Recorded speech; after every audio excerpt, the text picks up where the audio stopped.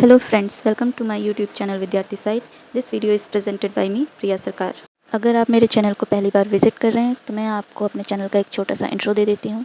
आपको मेरे चैनल पर यूजीसी नेट सब्जेक्ट एजुकेशन से रिलेटेड जो भी टॉपिक्स रहेंगे उनके बहुत ही शॉर्ट और कंसाइज वे में नोट्स प्रोवाइड किए जाएंगे और जो भी कॉम्प्लेक्स टॉपिक्स रहेगा उसको बहुत ईजी वे में एक्सप्लेन भी किया जाएगा।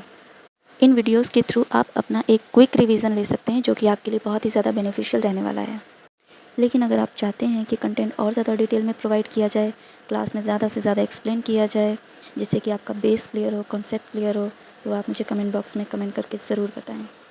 तो चलिए शुरू करते हैं आज का टॉपिक, योग फिलॉसफी। योग फिलॉसफी और सांख्य फिलॉसफी एक ही सिक्के के दो पहलू हैं। जहाँ पर सांख्य फिलॉसफी सिर्फ सैद्धांतिक पक्ष की बात करता है, वहीं पर योग फिलॉसफी में सैद्धांतिक और व्यावहारिक दोनों पक्षों की बात की गई है। इसलिए योग फिलॉसफी को प्रैक्टिकल फिलॉसफी भी कहते हैं।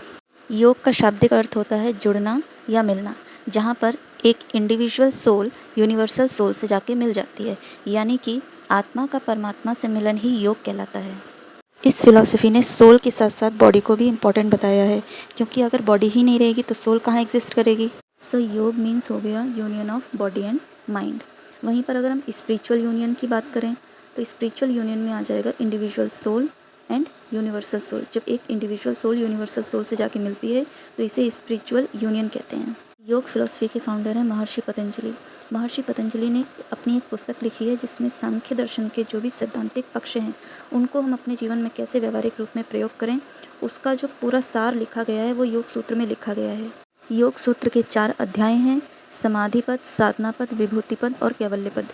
इन अध्याय को ज़्यादा डिटेल में पढ़ने की ज़रूरत नहीं है, मैं शॉर्ट में एक्सप्लेन कर देती हूँ। समाधि पद में योग के नेचर, मेथड्स और फॉर्म बताए गए हैं। साधना पद में दुखों का कारण बताया गया है और उससे मुक्ति के उपाय भी बताए गए हैं।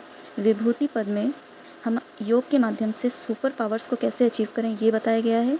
और कैवल्य पद में मुक्ति के मार्ग बताए गए हैं कि मुक्ति क्या है और आत्मा को परमात्मा से कैसे मिलाया जाए ये बताया गया है। अब पढ़ते हैं चित्त के बारे में। योग दर्शन में चित्त किसे कहा गया है? बुद्धि, अहंकार, मन, इन 3 तत्वों से मिलकर बनता है चित्त। सांख्य दर्शन में चित्त को अंतःकरण कहा गया है। अंतःकरण भी इन्हीं 3 तत्वों से मिलकर बना है, बुद्धि, अहंकार, मन। अब हम चित्त के अलग अलग कॉन्सेप्ट को देखते हैं। इसमें चित्त भूमि, चित्तवृत्ति और चित्त के प्रकार के बारे में बताया गया है। तो सबसे पहले हम चित्त के प्रकार को देखते हैं। चित्त के 3 प्रकार होते हैं, प्रख्या, प्रवृत्ति और स्थिति। चित्त में 3 गुणों का समावेश होता है, सत्वगुण, रजसगुण और तमसगुण। प्रख्या में सत्वगुण अधिक प्रभावशाली है, तमसगुण कम प्रभावशाली है। प्रवृत्ति में रजसगुण अधिक प्रभावशाली है और तमसगुण कम प्रभावशाली है। स्थिति में सत्वगुण ज़्यादा प्रभावशाली है और रजसगुण कम प्रभावशाली है। मैंने यहाँ पर शॉर्ट में सत्व के लिए S लिखा है, तमस के लिए T लिखा है और रजस के लिए R लिखा है। इसके बाद हम चित्त भूमि को देखेंगे। चित्त भूमि का मतलब है चित्त की अवस्था। चित्त की 5 अवस्थाएं हैं, क्षिप्त, मुदा, विक्षिप्त, एकाग्र, निरुद्ध। अब हम चित्तवृत्ति को देखते हैं। चित्तवृत्ति की 5 अवस्थाएं होती हैं, प्रमाण, विपर्यय, विकल्प, निद्रा और स्मृति। मैंने यहाँ पर चित्त भूमि, चित्तवृत्ति और चित्त के प्रकार को बहुत शॉर्ट में बता दिया है, लेकिन अगर आपको इसके बारे में थोड़ी डिटेल नॉलेज चाहिए तो मैं इसके लिए अलग से वीडियो अपलोड कर दूँगी। इन तीनों में से चित्तवृत्ति का कॉन्सेप्ट ज़्यादा इंपॉर्टेंट हो जाता है, क्योंकि चित्तवृत्ति का मतलब ही है चेतनाओं में अव्यवस्थित विचारों का भर जाना, जिससे कि हम दुख का अनुभव करते हैं और इस दुख से क्लेश उत्पन्न होता है। योग दर्शन में क्लेश के 5 प्रकार बताए गए हैं जो हम आगे पढ़ेंगे। पहला है अविद्या यानी इग्नोरेंस।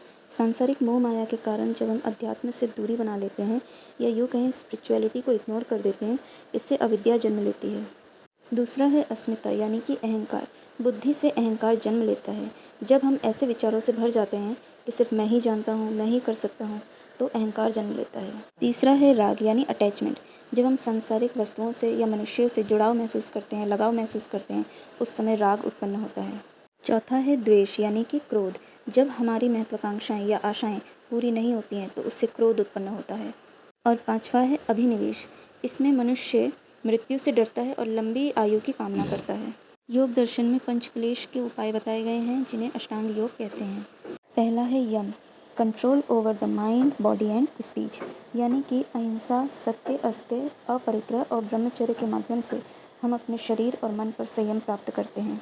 दूसरा है नियम। इसमें जीवन यापन के नियम बताए गए हैं, शौच, संतोष, तप, स्वाध्याय, ईश्वर प्राणिदान, इनके माध्यम से हम अपनी दिनचर्या को व्यवस्थित कर सकते हैं। तीसरा है आसन, इससे हम अपने शरीर पर नियंत्रण प्राप्त करते हैं।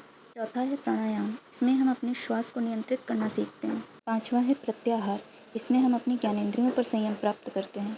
छठा है धारण, चेतना को केंद्रित करने की अवस्था। ध्यान, चेतना को लंबे समय तक केंद्रित करने की अवस्था।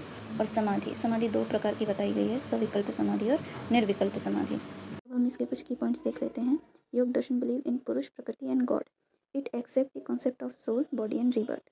It is a practical philosophy and Purusha in a single form. जबकि सांख्य दर्शन में ना तो गॉड के कॉन्सेप्ट को माना है, ना रीबर्थ के कॉन्सेप्ट को माना है, और पुरुष वहाँ पर मैनी सोल के फॉर्म में है, यहाँ पर पुरुष सिंगल सोल के फॉर्म में है।